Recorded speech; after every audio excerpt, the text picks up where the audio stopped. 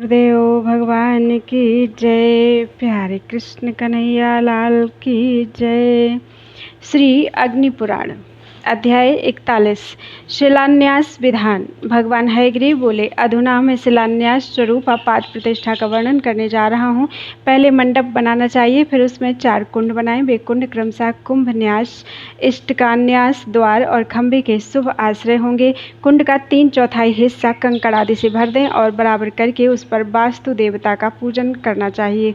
नींव में डाले जाने वाली ईंटें खूब पक्की हों, 12-12 अंगुल की लंबी हों तथा विस्तार के 1/3 भाग के बराबर अर्थात 4 अंगुल उनकी मोटाई होनी चाहिए।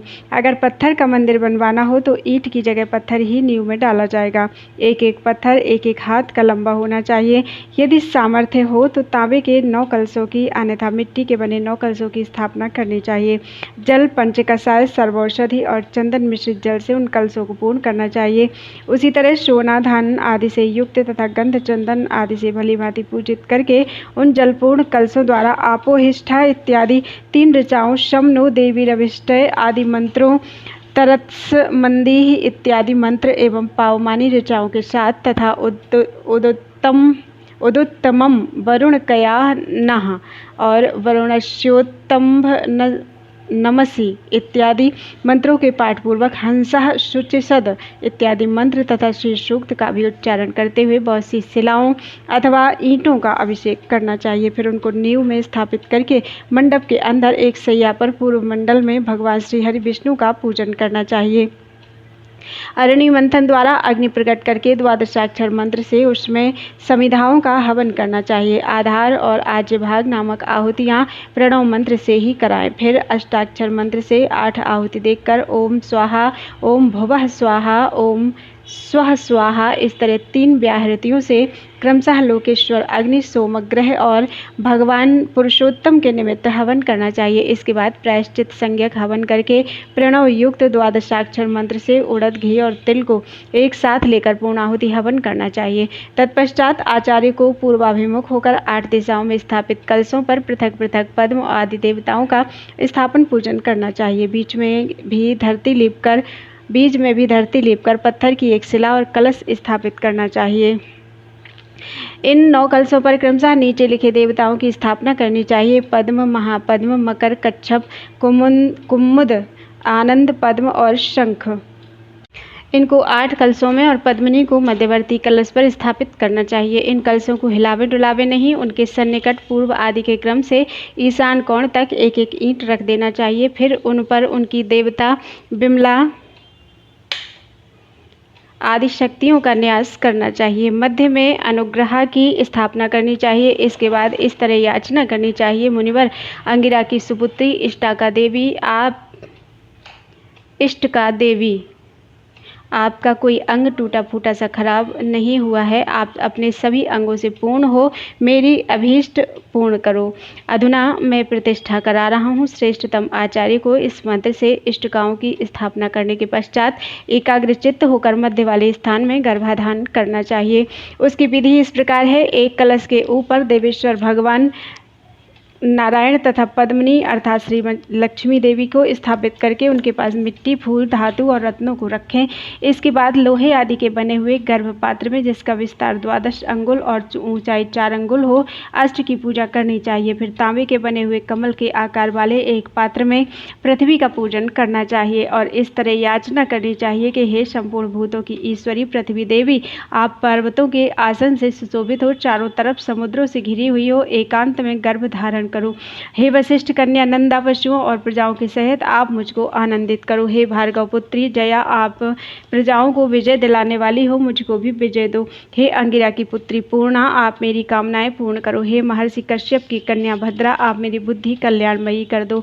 संपूर्ण बीजों से युक्त और समस्त रत्नों एवं औषधियों से संपन्न सुंदरी जया देवी तथा वशिष्ठ पुत्री नंदा देवी, यहाँ आनंद पूर्वक रम जाओ। हे कश्यप की कन्या भद्रा, आप प्रजापति की पुत्री हो, चारों तरफ फैली हुई हो, परम महान हो, साथ ही सुंदरी और सुकांत हो, इस ग्रह में रमण करो। हे भार्गवी देवी, आप परम आश्चर्यमयी हो, गंध और माल्य आदि से सुशोभित एवं पूजित हो, लोकों में ऐश्वर्य संप्रदान करने वाली देवी, आप इस ग्रह में रमण करो। इस देश के सम्राट, इस नगर के राजा और इस ग्रह के मालिक के बाल बच्चों को तथा मनुष्य आदि प्राणियों को आनंद देने के लिए पशु आदि संपदा की वृद्धि करो। इस तरह याचना करके वास्तु कुंड को गोमूत्र से सींचना चाहिए। यह सब विधि पूर्ण करके कुंड में गर्भ को स्थापित करना चाहिए। यह गर्भाधान रात में होना चाहिए। उस समय आचार्य को गौ वस्त्र आदि दान करना चाहिए तथा अन्य लोगों को भोजन देना चाहिए। इस तरह गर्भपात्र रखकर और ईंटों को भी रखकर उस कुंड को भर देना चाहिए। तत्पश्चात मंदिर की ऊंचाई के अनुसार प्रधान देवता के पीठ का निर्माण करना चाहिए। श्रेष्ठतम पीठ वह है जो ऊंचाई में निर्माण करना चाहिए। श्रेष्ठतम पीठ वह है जो ऊंचाई में मंदिर के आधे विस्तार के बराबर हो। श्रेष्ठतम पीठ की अपेक्षा 1/4 कम ऊंचाई होने पर मध्यम पीठ कहलाता है और श्रेष्ठतम पीठ की आधी ऊंचाई होने पर कनिष्ठ पीठ होता है। पीठबंध के ऊपर पुनः वास्तु याग अर्थात वास्तु देवता का पूजन करना चाहिए। केवल पाद प्रतिष्ठा करने वाला मनुष्य भी सभी पापों से हीन होकर देवलोक में आनंद भोग करता है। मैं देव मंदिर बनवा रहा हूँ, ऐसा जो मन से चिंतन भी करता है उसका शारीरिक पाप उसी दिन नष्ट हो जाता है। फिर जो विधि पूर्वक मंदिर बनवाता है उसके लिए तो कहना ही क्या है। जो 8 ईंटों का भी देव मंदिर बनवाता है उसके फल की समाप्ति का भी कोई वर्णन नहीं कर सकता। इसी से विशाल मंदिर बनवाने से मिलने वाले महान फल का अनुमान कर लेना चाहिए। गांव के मध्य में अथवा गांव से पूर्व दिशा में यदि मंदिर बनवाया जाए तो उसका दरवाजा पश्चिम की तरफ रखना चाहिए और सभी कोणों में से किसी तरफ बनवाना हो तो गांव की तरफ दरवाजा रखो। गांव से दक्षिण, उत्तर या पश्चिम दिशा में मंदिर बने तो उनका दरवाजा पूर्व दिशा की तरफ रखना चाहिए। इस प्रकार महापुराणों में श्रेष्ठ श्री विष्णु वामपाद स्वरूप कृष्ण द्वैपायन भगवान व्यास कृत अग्नि महापुराण अंतर्गत आगत विषयों का विवेचन संबंधी 41वां अध्याय पूरा हुआ। बोलो वृंदावन बिहारी लाल की जय। अध्याय 42 प्रासाद लक्षण वर्णन। भगवान हयग्रीव ने कहा कि हे ब्रह्मन, अधुना मैं सर्वसाधारण प्रासाद अर्थात देवालय का वर्णन करता हूँ। सुनो, विद्वान पुरुष को चाहिए कि जहाँ मंदिर का निर्माण कराना हो वहाँ के चतुरस्र क्षेत्र के 16 भाग करने के पश्चात उसमें मध्य के 4 भागों द्वारा आय सहित गर्भ अर्थात मंदिर के अंदरी भाग की रिक्त भूमि निश्चित करना चाहिए तथा शेष 12 भागों को दीवार उठाने के लिए नियत करना चाहिए। कथित 12 भागों से 4 भाग की जितनी लंबाई है उतनी ऊंचाई प्रासाद की दीवारों की होनी चाहिए। विद्वान पुरुष दीवारों की ऊंचाई से दुगनी शिखर की ऊंचाई रखे। शिखर के चौथे भाग की ऊंचाई के अनुसार मंदिर की परिक्रमा की ऊंचाई रखे। उसी मान के अनुसार दोनों पार्श्व भागों में निकलने का मार्ग बनाना चाहिए। वे द्वार एक दूसरे के समान होने चाहिए। मंदिर के सामने के भूभाग का विस्तार भी शिखर के समान ही करना चाहिए। जिस तरह उसकी शोभा हो सके उसके अनुरूप उसका विस्तार शिखर से दूना भी किया जा सकता है। मंदिर के आगे का सभा मंडप विस्तार के पाद स्तंभ आदि भित्ति के बराबर ही लंबे बनाए जाएं। वे मध्यवर्ती स्तंभों से विभूषित हों अथवा मंदिर के गर्भ का जो मान है वही उसके मुख मंडप अर्थात सभा मंडप या जगमोहन का भी रखें। तत्पश्चात 81 पदों से युक्त वास्तु मंडप का प्रारंभ करना चाहिए। इनमें पहले द्वारन्यास से सन्निकटवर्ती पदों के अंदर स्थित होने वाले देवताओं का पूजन करना चाहिए। फिर परकोटे के समीप बढ़ती एवं सबसे अंत के पदों में स्थापित होने वाले 32 देवताओं की पूजा करनी चाहिए। यह प्रासाद का सर्वसामान्य लक्षण है। अधुना प्रतिमा के मान के अनुसार दूसरे प्रासाद का वर्णन सुनो।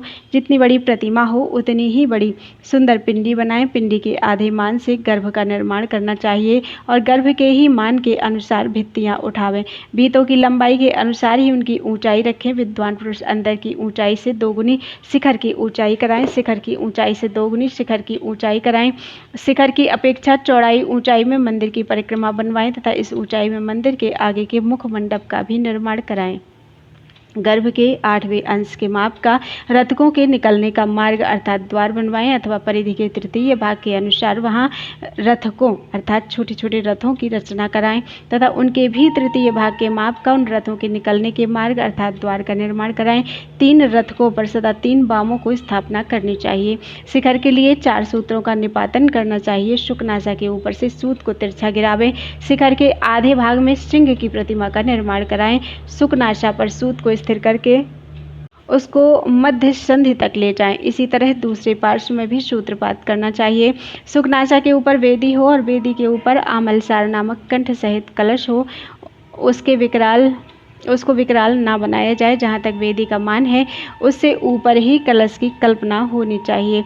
मंदिर के द्वार की जितनी चौड़ाई हो उससे दूनी उसकी ऊंचाई रखनी चाहिए। द्वार को बहुत ही सुंदर और शोभा संपन्न बनाना चाहिए। द्वार के ऊपरी भाग में सुंदर मंगलमय वस्तुओं के साथ गूलर की 2 शाखाएं स्थापित करना चाहिए। द्वार के चतुर्थांश में चंड, प्रचंड, विश्वक्सेन और वत्स दंड इन 4 द्वारपालों की मूर्तियों का निर्माण कराएं। गूलर की शाखाओं के अर्धभाग में सुंदर रूप वाली श्री लक्ष्मी देवी के श्री विग्रह को अंकित करना चाहिए। उनके हाथ में कमल हो और दिग्गज कलशों के जल द्वारा उनको नहला रहे हों। मंदिर के परकोटे की ऊंचाई उसके चतुर्थांश के बराबर हो। प्रासाद के गोपुर की ऊंचाई प्रासाद से 1/4 कम हो। यदि देवता का विग्रह 5 हाथ का हो तो उसके लिए 1 हाथ की पीठिका होनी चाहिए। विष्णु मंदिर के सामने एक गरुड़ मंडप तथा भौमादि धाम का निर्माण कराएं। भगवान के श्री विग्रह के सभी तरफ 8 दिशाओं के ऊपरी भाग में भगवत प्रतिमा से दुगनी बड़ी अवतारों की मूर्तियां बनाएं। पूर्व दिशा में 12, दक्षिण में नरसिंह, पश्चिम में श्रीधर, उत्तर में हयग्रीव, अग्निकोण में भगवान परशुराम, नैऋत्य कोण में श्रीराम, वायव्य कोण में वामन तथा ईशान कोण में वासुदेव की मूर्ति का निर्माण करना चाहिए। प्रासाद रचना 8, द्वादश आदि सम संख्या वाले स्तंभों द्वारा करनी चाहिए। द्वार के अष्टम आदि अंश को छोड़कर जो वेद होता है वह दोष कारक नहीं होता। इस प्रकार महापुराणों में श्रेष्ठ से विष्णु वामपाद स्वरूप कृष्ण द्वैपायन भगवान व्यासकृत अग्नि महापुराण अंतर्गत आगत विषयों का विवेचन संबंधी 42वां अध्याय पूरा हुआ। बोलो वृंदावन बिहारी लाल की जय।